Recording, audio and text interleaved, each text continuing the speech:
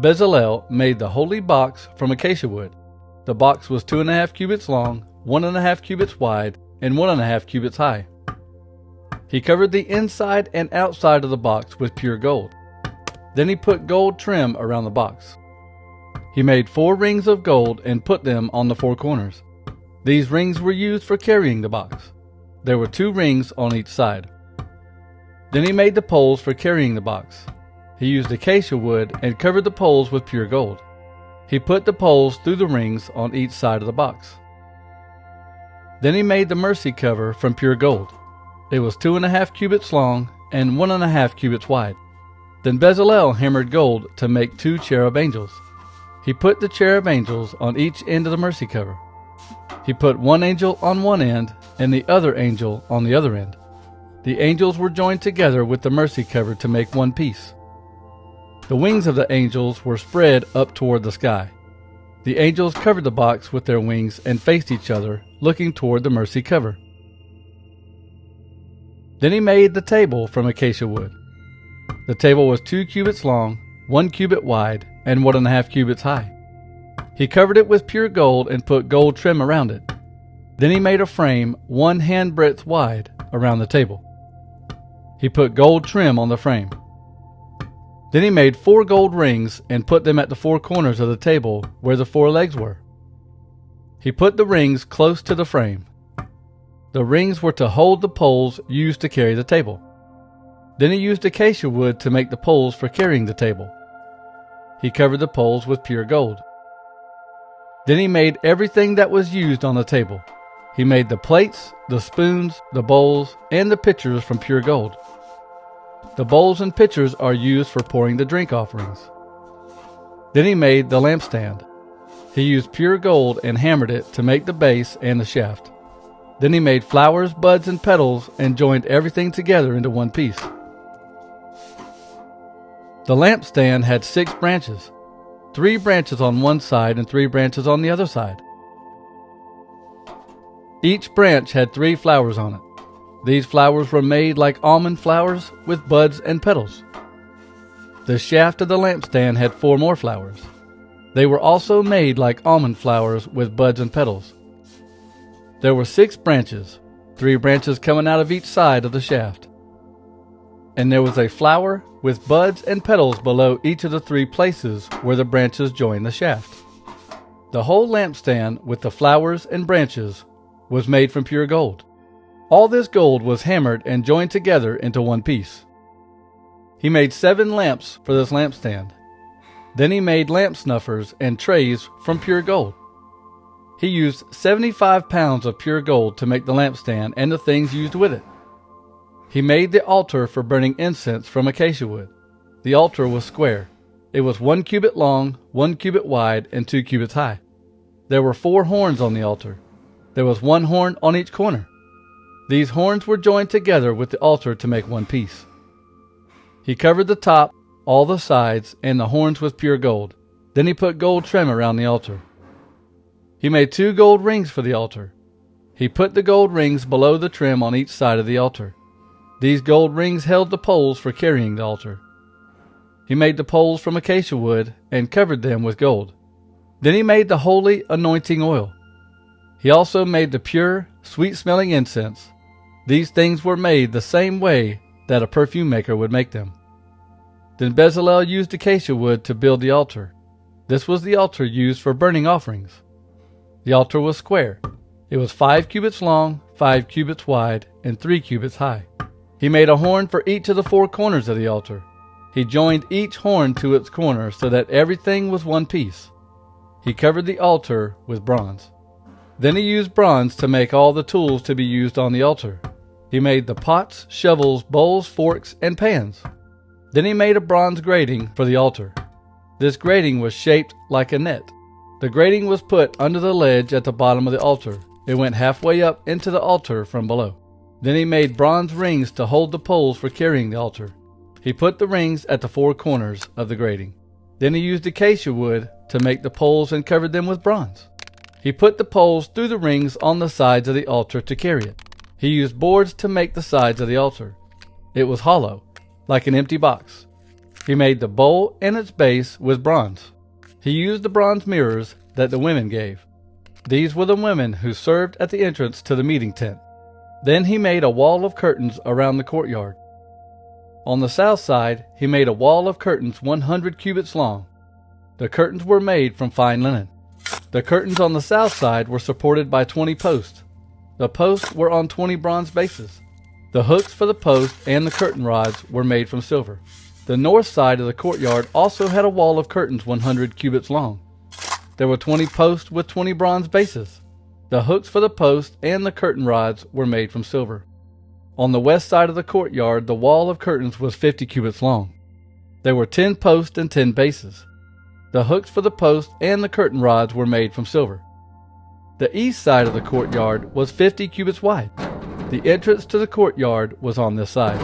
On one side of the entrance, the wall of curtains was 15 cubits long. There were 3 posts and 3 bases on this side. The wall of curtains on the other side of the entrance was also 15 cubits long. There were 3 posts and 3 bases on that side.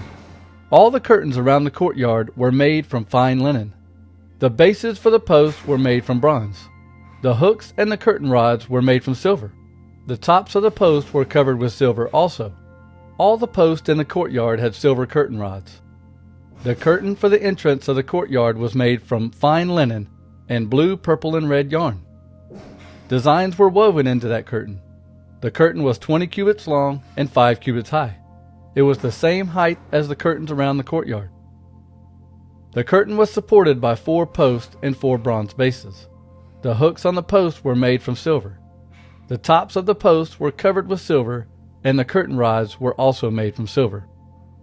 All the tent pegs for the holy tent and for the curtains around the courtyard were made from bronze. Moses commanded the Levites to write down everything that was used to make the holy tent, that is, the tent of the agreement. Ithamar, son of Aaron, was in charge of keeping the list. Bezalel, son of Uri, the son of Hur, from the tribe of Judah, made everything the Lord commanded Moses. Also, Aholiab, son of Ahisamach, from the tribe of Dan, helped him. Aholiab was a skilled worker and designer. He was skilled at weaving fine linen and blue, purple, and red yarn. The people gave over a ton of gold as an offering to the Lord for his holy place. This was weighed using the official measure. All the men 20 years old or older were counted. Each man had to pay a tax of 1 bekah of silver. Using the official measure, 1 bekah is half a shekel.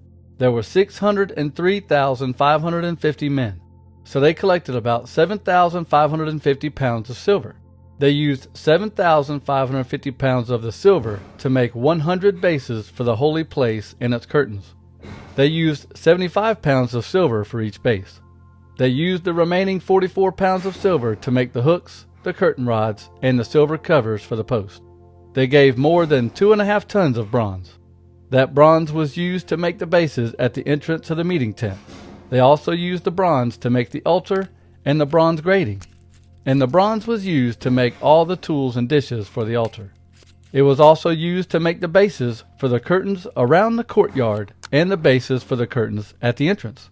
And the bronze was used to make the tent pegs for the holy tent and for the curtains around the courtyard.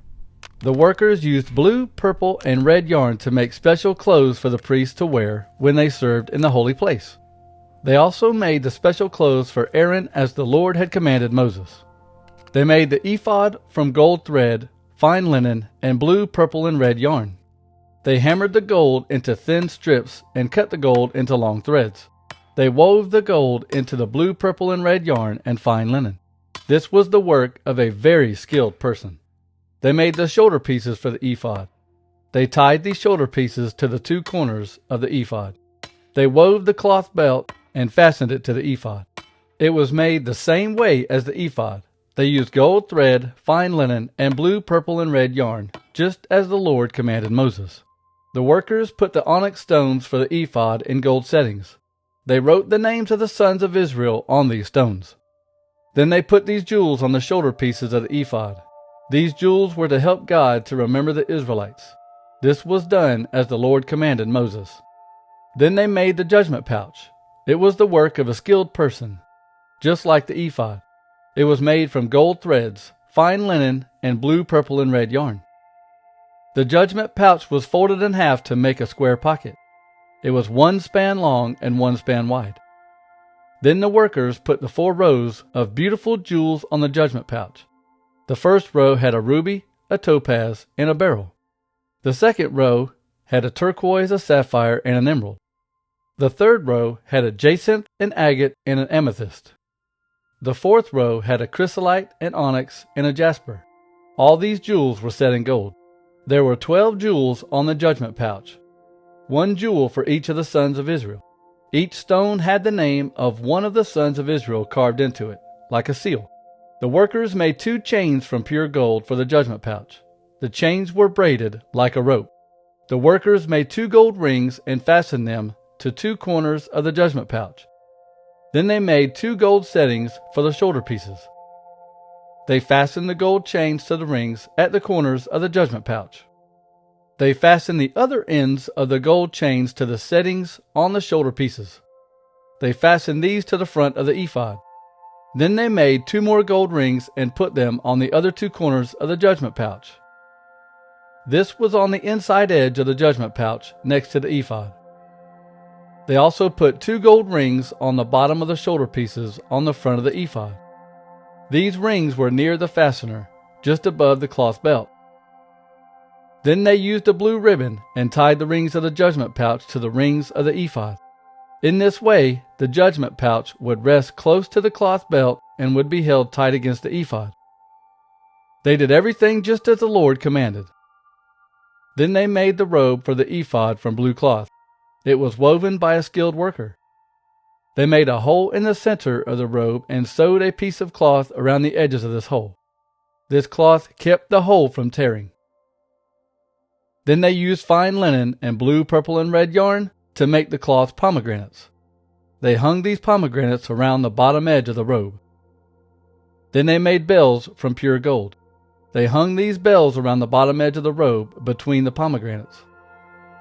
Around the bottom edge of the robe there were bells and pomegranates. There was a bell following each pomegranate. This robe was for the priest to wear when he served the Lord. It was made just as the Lord commanded Moses. Skilled workers wove shirts for Aaron and his sons. These shirts were made from fine linen. And the workers made a turban from fine linen. They also used fine linen to make cloth caps and underclothes. Then they made the cloth belt from fine linen and blue, purple, and red yarn. Designs were sewn into the cloth. These things were made as the Lord had commanded Moses. Then they made a strip of pure gold for the holy crown. They carved these words into the gold like the writing on a seal, "Holy to the Lord."